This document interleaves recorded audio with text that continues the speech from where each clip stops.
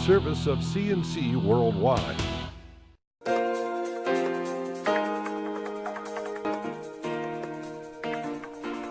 The Daily is a service of CNC Worldwide and Jib Jab greetings. I'm Bud Lowell. You find the AccuWeather forecast on top of your CNC local news page.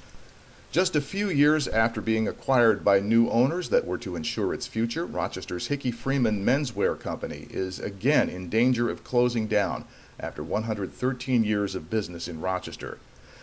The Hickey Freeman plant on North Clinton Avenue and its brand were bought in 2009 by HMX Group of New York City, the owner of Hart, Schaffner, and Marks and other brands. HMX wanted to use the Hickey Freeman name and reputation for quality to build its business. The images you're looking at right now are from a rally that Senator Charles Schumer held 3 years ago to help push that deal forward. But now, HMX has fallen on hard times, and the company has filed for Chapter 11 bankruptcy protection. HMX said Friday it will put its assets, including Hickey Freeman, up for sale. A brand development firm called Authentic Brands Group, LLC, has been named as a preferred bidder or stalking horse, but it's likely the HMX brands will be auctioned off in bankruptcy court, and what happens in that case to the Hickey Freeman plant in Rochester and its more than 400 workers is unclear. Company management sent a memo to employees last week warning that HMX was facing a possible shutdown and loss of employment in Rochester could result, but Hickey Freeman CEO Douglas Williams also noted in that memo that he doesn't anticipate any layoffs. Senator Schumer, who helped push the HMX deal when Hickey Freeman's former owners went broke 3 years ago, who wears Hickey Freeman suits and is a fan of the brand, says he'll step up this time as well. He plans to rally at the factory on North Clinton on Monday. Rochester Mayor Tom Richards said Friday's announcement is disappointing news for the city and troubling for the 431 employees at the company's facility on North Clinton Avenue.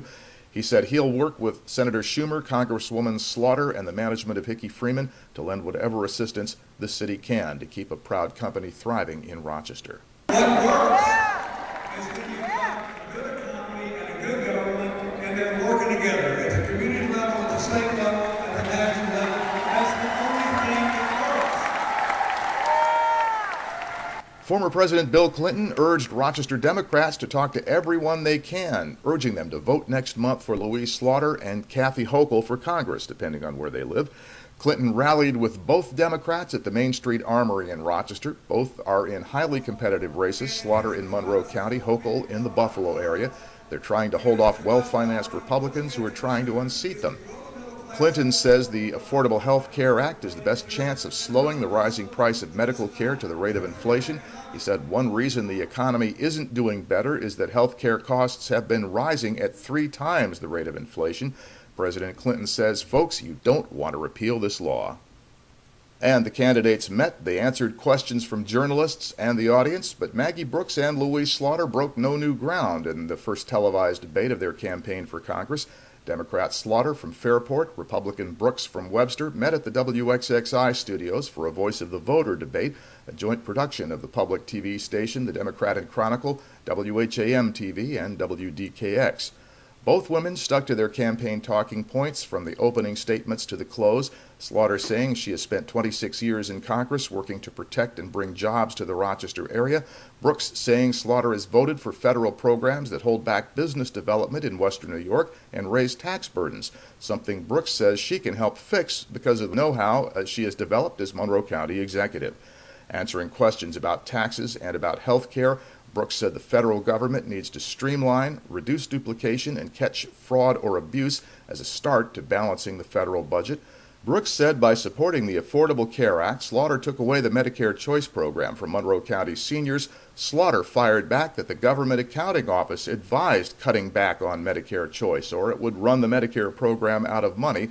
And she said Republican vice presidential candidate Paul Ryan's budget plan would have diverted that money to insurance companies. Slaughter said she backs ending the war in Afghanistan as planned and a budget balancing formula supported by the president that would cut $10 in federal spending for every dollar raised in new taxes.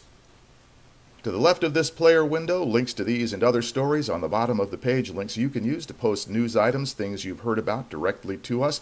We're also a community news resource at CNC, so we want to see your wedding announcements, birth announcements, business openings, all that sort of thing. Next news as it happens, updates as necessary, and I'm Bud Lowell. CNC News.